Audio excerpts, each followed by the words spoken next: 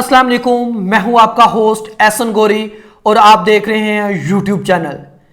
ناظرین، آج پاکستانی عوام کے لیے پھر ایک دفعہ معاشیت اور پھر حالات کو اس قدر مشکل بنا دیا گیا ہے کہ پاکستانی عوام کا جینا مشکل ہو گیا ہے اور غریب سے ان کے جینے کا بھی حق چھینا جا رہا ہے۔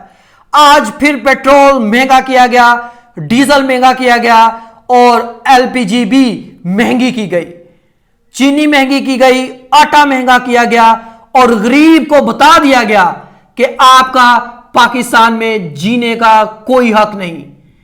نگران وزیر اعظم کیا کر رہے ہیں؟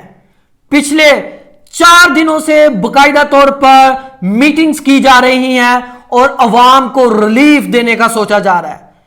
کون سا ریلیف دینے کا سوچا جا رہا ہے؟ یہ ریلیف دینے کا سوچا جا رہا ہے جو آج پیٹرول کی قیمت کو بڑھا کے دیا گیا، یہ ریلیف دیا جانا تھا جو آج ڈیزل اور ایل پی جی کو بڑھا کے دیا گیا۔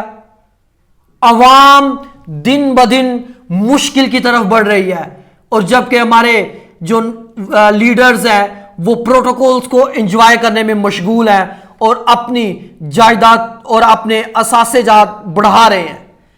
کیا پاکستان آنے والے دنوں میں اس طرح کے حالات کا سامنا کرے گا یا ان حالات میں بہتری آئے گی؟ اجازت دیجیے گا، اللہ حافظ۔